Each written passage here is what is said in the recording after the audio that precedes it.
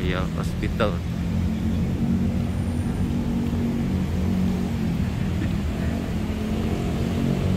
Mantap. Sini sibuk ya yuk.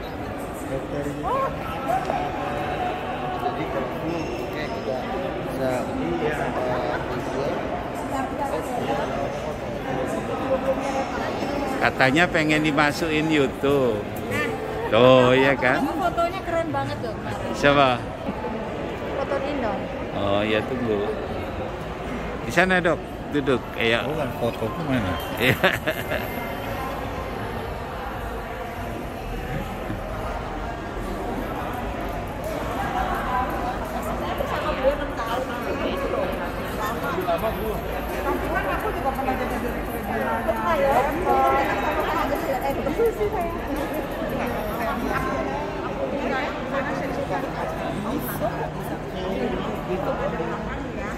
Ini saya bingung debat apa ya.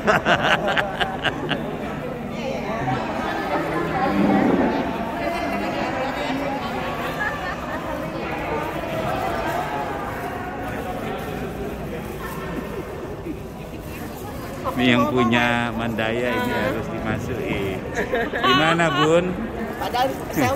Ini punya Mandaya berdua ini loh. Aku udah putih. Oh iya.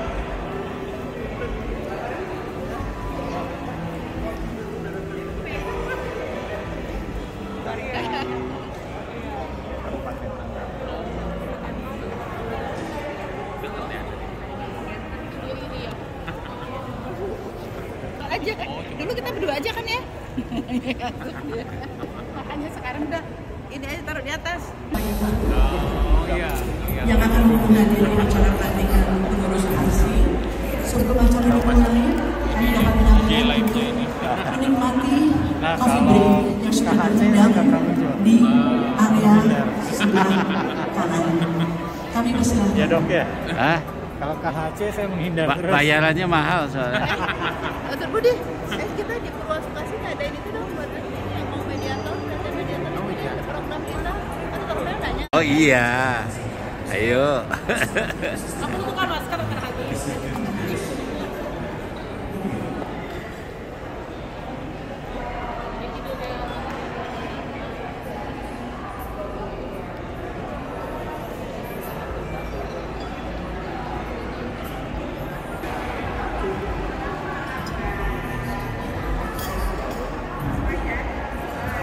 Hai.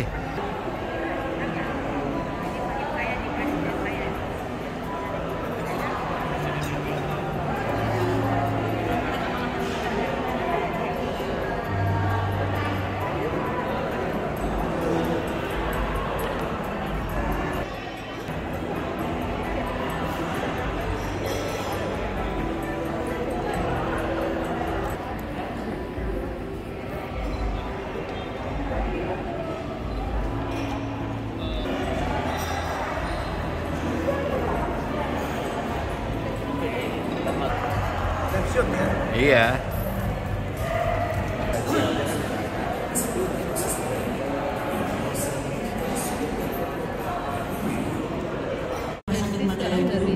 Dr. Benedictus dari JHB UK serta para hadirin semua yang kami banggakan. ASI sebagai asosiasi rumah sakit swasta di Indonesia tentu memiliki peran penting dalam memajukan rumah sakit di tengah era pandemi COVID-19 yang belum usai, menuntut rumah sakit tetap bertumbuh bahkan. Warahmatullahi wabarakatuh. Marilah sejenak kita bersama-sama menundukkan kepala, bermunajat kepada Allah Subhanahu wa taala agar kegiatan kita di hari ini diberkahi dan bisa berjalan dengan lancar. Bina Muhammad. Ya Allah ya Rahman, pada hari ini di Mandaya Royal Hospital Puri ini kami hendak menyelenggarakan acara pelantikan pengurus pusat Asosiasi Rumah Sakit Swasta Indonesia. Dengan memohon ridho dan izinmu, berkahilah semua langkah dan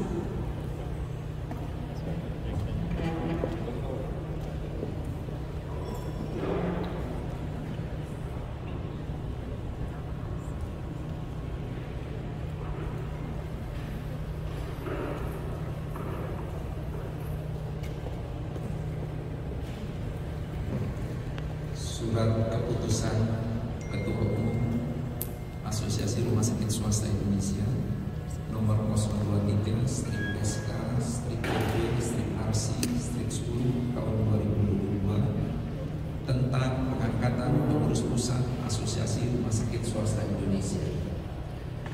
Ketua Umum Asosiasi Rumah Sakit Swasta Indonesia menimbang dan seterusnya, mengingat dan seterusnya, memutuskan: pertama, menetapkan struktur organisasi Asosiasi Rumah Sakit Swasta Indonesia periode 2022-2025 sebagaimana terlampir dalam lampiran surat keputusan ini. Kedua, mengesahkan dan mengangkat pengurus pusat Asosiasi Rumah Sakit Swasta Indonesia periode 2022-2025 seperti terlampir dalam surat keputusan ini.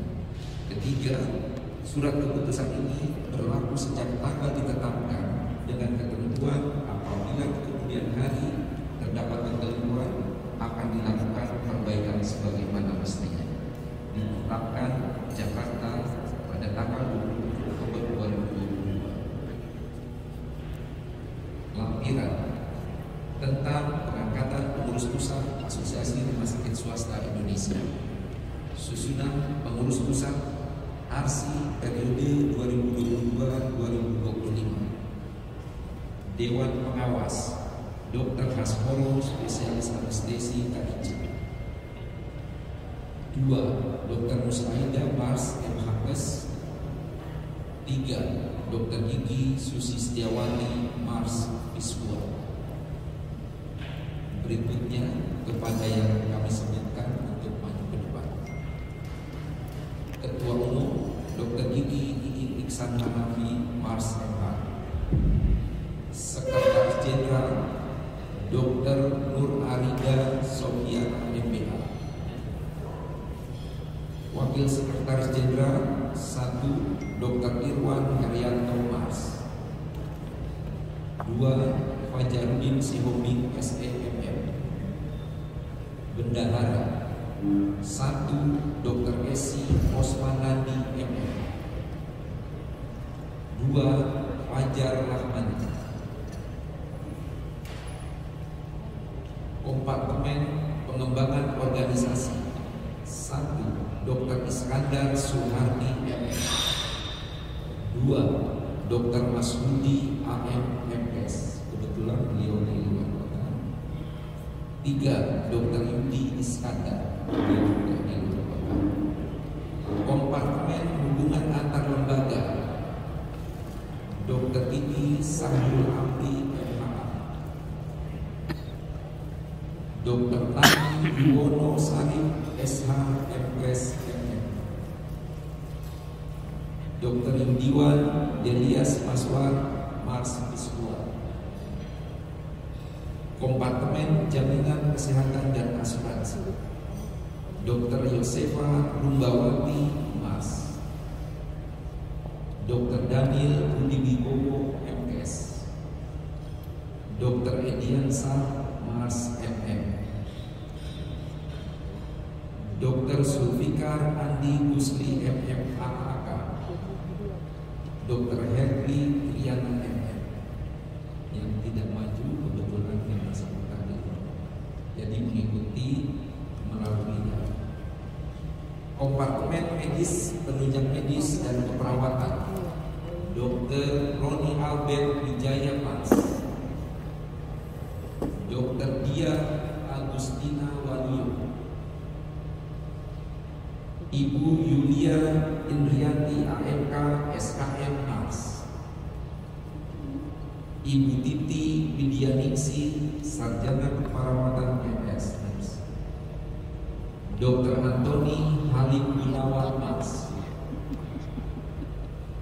Kompartemen Mutu dan Akreditasi Rumah Sakit Dr. Adia Susanti MM Viswa.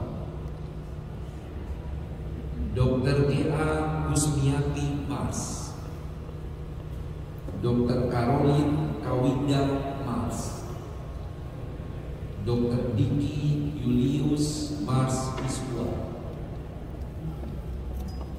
Kompartemen Hukum Etika Rumah Sakit dan Advokasi Dr. Hadi Wijaya MPH MHK. Baik, kami mohon kesediaan kepada Dr. Bambang Wibowo selaku Ketua Umum PSI untuk dapat Ready? Ya. Kita dicari orang-orang. Mana Bro Haji ini? Tadi nggak gini-gini. Tadi jaim. Penandatanganan berita acara pelantikan pengurus ARSI periode.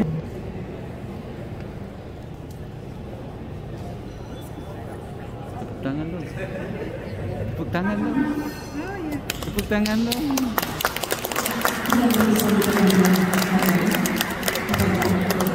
Tepuk tangannya pakai disuruh, ampun. Saking terkesimanya ya. Untuk dapat memberikan sambutan selaku Ketua Umum ARSI terpilih. Dan salam sehat. Nggak nampak dari sana. Yang kami hormati PLT Dirjen Yankes Dr. Yanti Herman MHS, Yang saya hormati Ketua Persi Dr. Bambang Wibowo SPOK, yang saya hormati Sekjen Persi Dr. Trihesti, yang saya hormati Ketua IDI atau yang mewakili, yang saya hormati Ketua PPNI atau yang mewakili, yang saya hormati Ketua Ikatan Apoteker Indonesia, yang saya hormati Ketua Ikatan Bidan Indonesia,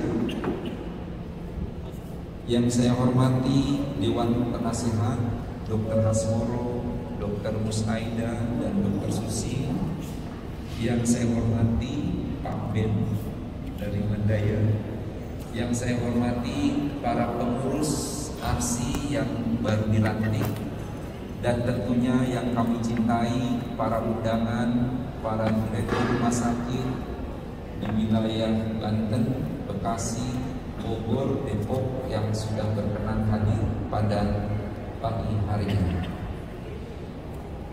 Puji syukur marilah kita panjatkan kepada Allah atas limpahan rahmat dan nikmat, terutama nikmat sehat, sehingga kita semua dapat berkumpul di Rumah Sakit Mandaya ini dalam rangka pelantikan pengurus ARSI 2022-2025. Terima kasih kepada Ketua Persi Dr. Bambang yang sudah berkenan hadir.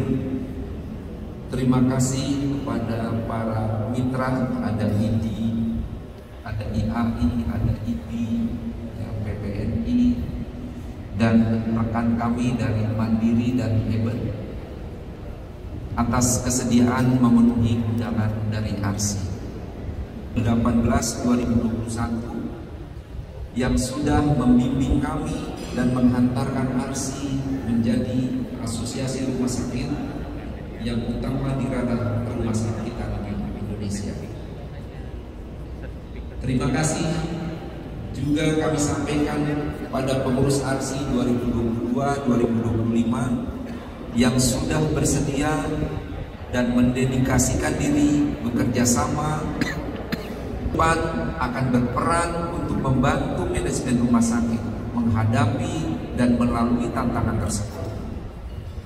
Di sisi lain, ke depan peluang pengembangan rumah sakit sangat terbuka lebar, seperti rencana dibukanya kebijakan COP yang lebih memperhatikan kebutuhan dan perkembangan rumah sakit. Pada revisi PMK nomor 52 tahun 2016. Kedua, rencana akan ditetapkannya kebutuhan dasar kesehatan. Ketiga, sistem rujukan berbasis kompetensi.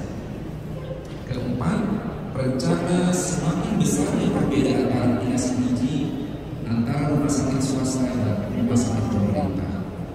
Kelima, rencana sistem pendidikan dokter spesialis berbasis hospital.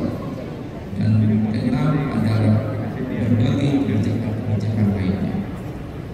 Bapak pengurus ARSI dan undangan yang kami hormati, berbagai hal telah dilakukan oleh ARSI selama ini sebagai bentuk keberadaan dan kehadiran ARSI di tengah rumah sakit swasta anggotanya, antara lain memberikan masukan aktif dan positif pada pemerintah pada setiap kesempatan dalam pembahasan draft regulasi dan peraturan.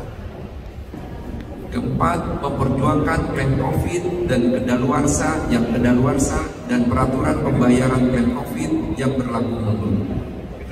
Kelima, melaksanakan kegiatan pelatihan sesuai dengan kebutuhan rumah sakit. Keenam, berbagai kegiatan positif lainnya dan yang membantu rumah sakit swasta. Semua keberhasilan dan pencapaian ARSI selama ini harus ditingkatkan oleh pengurus 2022-2025. Melakukan evaluasi kepengurusan setiap tahun demi perkembangan ARSI ke depan. Pada kesempatan ini, kami mohon bimbingan, arahan, dan dukungan dari Dewan Pengawas, Ketua Persi, para senior, pimpinan kementerian dan lembaga, serta Ketua Asosiasi dan Ketua Ikatan Profesi. Sebelum mengakhiri sambutan ini, izinkan sedikit berpantun. Dayung perahu kembangkan layar, songsong samudra dari haluan, menunggu kenaikan tarif harus bersabar, perbanyak doa agar disegerakan. Kayaknya udah terlalu sabar. Buah ini harum baunya, enak dirujak di siang hari. Rapatkan barisan kita berjuang bersama, memajukan perumasakitan melalui ARSI. Terima kasih, tetap semangat dan terus kompak. Wabillahi taufiq wal hidayah. Wassalamualaikum warahmatullahi wabarakatuh.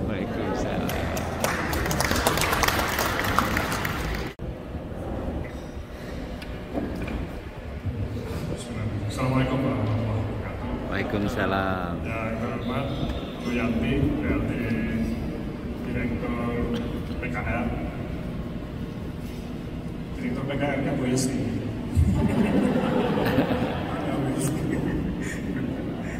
Yang terhormat Dewan Pengawas Asosiasi Rumah Sakit Swasta Indonesia. Kemudian juga Pak Iik dan kawan-kawan pengurus baru ARSI 2022-2025. Kemudian Bapak Ibu dan kawan, bersama ARSI dengan versi sangat baik dan selalu bersinergi. Mudah-mudahan Pak Iik dan kawan-kawan bisa lebih maju lagi untuk membawa rumah sakit di Indonesia lebih baik lagi. Waktu saya masuk ke sini, saya bingung. Ini di Indonesia atau bukan? Ternyata kita bisa lama seperti ini. Kami berharap teman-teman, Bapak Ibu, pemilih, investor, juga pengelola di rumah sakit swasta, kamu bisa lebih banyak, bisa menghasilkan dan menawarkan produk macam-macam. Saya berharap rumah sakit swasta akan bisa berkibar lebih baik dan membawa nama baik bangsa. Kita bisa menahan, tidak usah lah ya, orang kita di sini. Bisa menahan orang sini tidak ke asing ke sana itu sudah jauh lebih baik. Ada 100 triliun lebih yang selama ini tahun 2019 dapatnya seperti itu. Khususnya kadang-kadang ngajak kita memang perlu jadi anak nakal sedikit. Nanti baik ya kita bareng-bareng kalau memang suara kita nggak pernah didengerin ya kita nakal dikit lah. Gimana? Nakal sedikit nggak ada orang sebentar aja. Karena ini penting agar posisi kita itu bisa memang ada etika di sana, ada etika yang harus kita tetap kita pegang karena kita memang tidak sama dengan industri lain.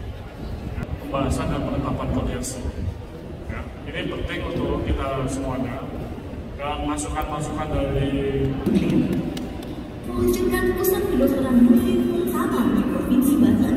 Layanan ini berfokus pada penanganan penyakit tiroid, kanker tiroid, dan gangguan kelenjar tiroid. Jadi kami melihat banyak sekali kebutuhan dari masyarakat dan juga mungkin pengetahuan masyarakat terhadap layanan ini sangat minim.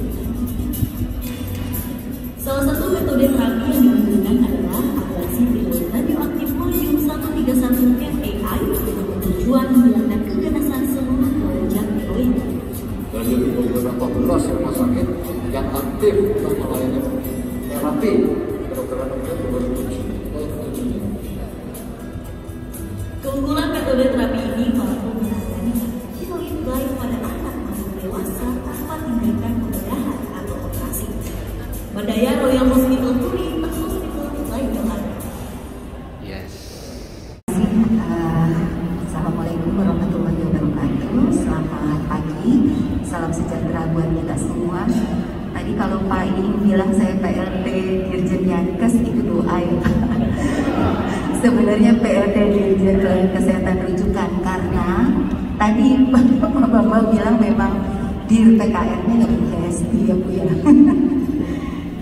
Ya, yang terhormat Ketua dan Pengurus Asosiasi Rumah Sakit Swasta Indonesia yang baru saja dilantik, lalu Ketua DJSN, BPJS Kesehatan dan Persi, dan juga Dr. Ben mungkin yang sebagai komisaris ya, Ben atau dirut dari Rumah Sakit Mandaya, dan Bapak Ibu semua yang hadir di pertemuan kita kali ini dalam rangka tarekat kita mengurus pusat ARSI periode 2022 sampai 2025. Saya juga mengucapkan selamat atas pelantikan Bapak Ibu semua sebagai pengurus ARSI periode ini, dan juga semoga amanah dan tanggung jawab dari yang tadi sudah dideklarasikan akan juga bersinergi dengan transformasi pelayanan kesehatan yang memang sudah diusung dan dilaksanakan oleh Kementerian Kesehatan. Bapak Ibu semua, kalau kita lihat tahun ini merupakan tahun ke-9 terkait dengan implementasi daripada program Jaminan Kesehatan Nasional, di mana pada program ini memang sudah mencakup 244 juta penduduk kita, artinya sudah 90,2% dengan pemahaman bahwa dari 10 penduduk kita 9 sudah mendapatkan pelayanan kesehatan tanpa memikirkan aspek pembiayaan lagi, jadi 90,2%. Dan ini juga harus kita antisipasi karena apa?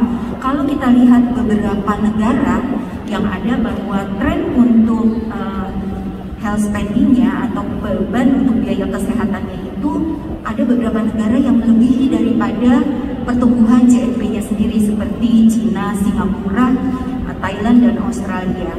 Dan juga ada beberapa negara yang bahkan peningkatan biaya belanja kesehatan ini sangat tinggi dan tidak terkendali. Seperti kalau kita lihat negara Amerika Serikat, di mana untuk biaya belanja kesehatannya itu sebesar 10.624 US dollar, dan itu dengan angka harapan hidup 79. Artinya kan kalau angka harapan hidup segitu berarti penyakit-penyakit jelas ya, penyakit-penyakit katastrofik itu pasti akan makin tinggi. Dan juga untuk misalnya negara Jepang dengan angka harapan hidup dia 84, akan tetapi health spending-nya itu per kapitanya 5.504 US dollar per kapita. Dan negara kita sendiri dengan angka harapan hidup 72 dengan beban daripada belanja kesehatannya itu sebesar 375 US dollar per kapita. Tentu saja dengan meluasnya program-program kesehatan yang sudah kita laksanakan saat ini, untuk pertimbangan tarif pelayanan kesehatan ini di transformasi sistem kesehatan yang sudah diusung oleh Kementerian Kesehatan ada satu pilar, yaitu pilar terhadap pembiayaan kesehatan. Jadi ada di antara 6 pilar pelayanan kesehatan itu ada satu pilar transformasi terkait dengan pembiayaan kesehatan. Ada 4 program dalam transformasi pembiayaan kesehatan ini. Yang pertama adalah kita melakukan review terhadap utilisasi. Jadi mengendalikan sejumlah layanan JKN seperti yang sudah kita lakukan kemarin dengan Seksualitas Syariah dan juga kegiatan-kegiatan lainnya. Jadi review terhadap utilisasinya dilakukan. Lalu yang kedua juga harus dilakukan penyesuaian tarif inasi bijis. Nah itu tadi melalui perubahan Permenkes 52 ya dok ya, yang saat ini juga sedang berproses. Lalu juga review juga terhadap kapitasi ya, ini yang paling penting karena ini juga terkait dengan pilar pertama daripada transformasi layanan primer. Nanti dilakukan review kapitasi di mana nanti FKTP, fasilitas pelayanan kesehatan tingkat pertama, akan melakukan pelayanannya dengan berbasis kinerja. Jadi kegiatan-kegiatan itu merupakan kegiatan-kegiatan dalam transformasi pembiayaan kesehatan. Dasar dari review yang dilakukan oleh Kementerian Kesehatan tentu saja karena mempertimbangkan dengan pertumbuhan fasiankes yang saat ini meningkat, dan juga banyak juga fasiankes yang sudah menjadi providernya BPJS. Jadi review itu mau nggak mau harus dilakukan. Untuk periode Oktober 2022 saat ini sebanyak 23.518 ya, mungkin Bu Elsa yang tahu ya, FKTP yang menjadi provider JKN dan sejumlah 2.852 FKRTL yang juga menjadi provider JKN per Oktober 2022. Untuk rumah sakit sendiri kita paham ya, sejak Undang-Undang 44 tahun 2009 tentang rumah sakit diterbitkan, tentu saja rumah sakit ini dibuka luas investasinya. Dan dengan ditetapkannya Undang-Undang Cipta Kerja, pelaku usaha untuk bisnis rumah sakitan makin meningkat animonya, sehingga investasi untuk rumah sakit, untuk mempertahankan, untuk meningkatkan mutu pelayanan, menambah pelayanan-pelayanan dengan peralatan yang canggih, itu menjadi investasi yang harus dipertimbangkan. Dan kami dari Kementerian Kesehatan juga paham sudah 6 tahun ini tarif tidak ada kenaikan. Memang sudah paham. Jadi penyesuaian tarif antara rumah sakit juga peningkatan untuk pelayanan kami. Kemenkes saat ini memang melakukan rasionalisasi terhadap besaran pembiayaan ini dengan ada 3 pertimbangan yang Kemenkes lakukan di dalam rasionalisasi untuk pembiayaan ini. Yang pertama yaitu gimana adanya kesesuaian biaya layanan kesehatan itu kita akomodir juga.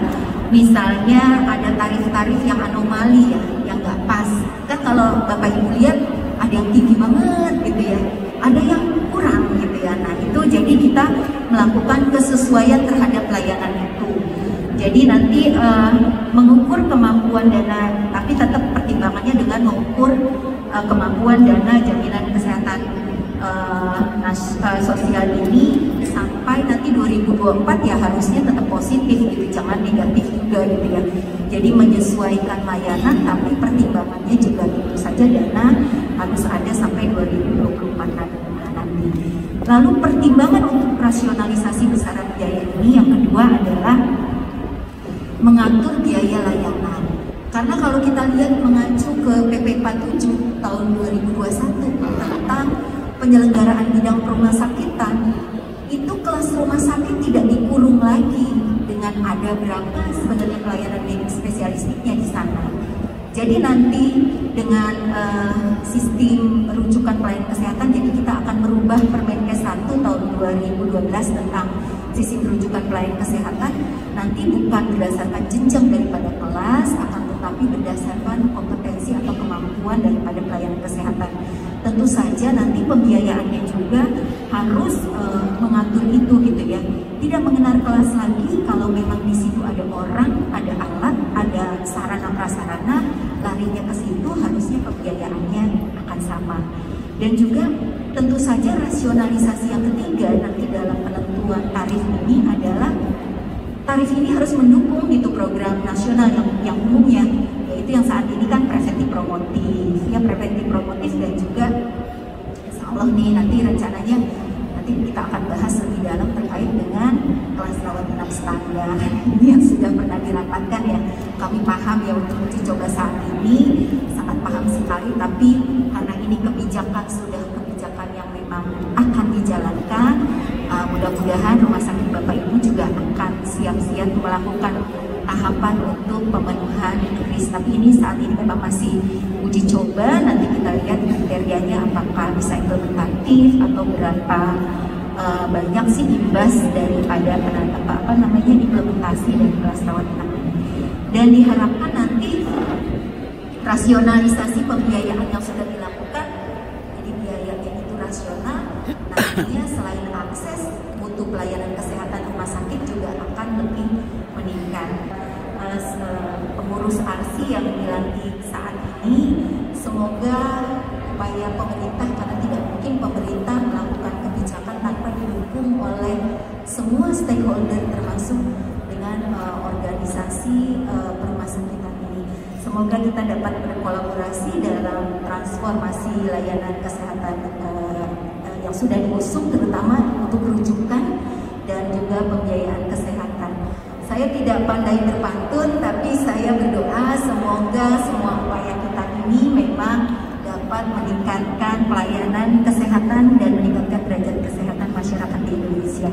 Billahi taufiq wal hidayah. Wassalamualaikum warahmatullahi wabarakatuh.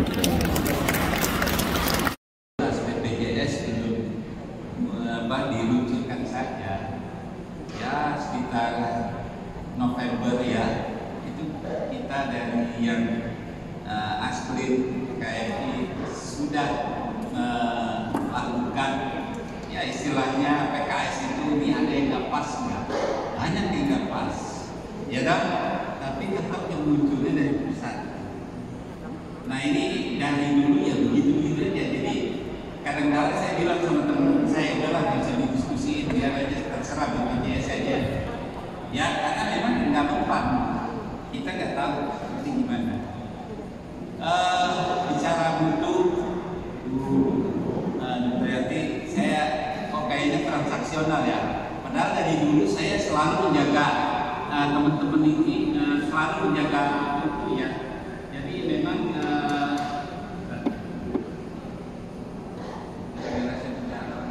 kita itu nggak perlulah transaksional, pasti kita menjaga mutu ya.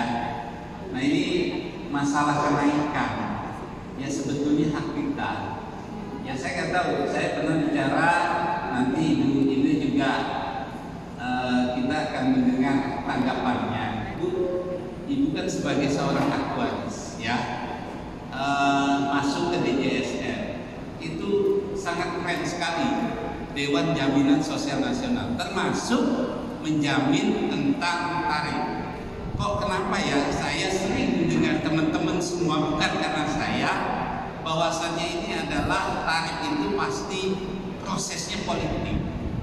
Tapi jangan terlalu kita diam untuk politik ini, karena kita pengen tahu hitungan DJSN itu berapa, hitungan Kemkes itu berapa, hitungan BPJS itu berapa.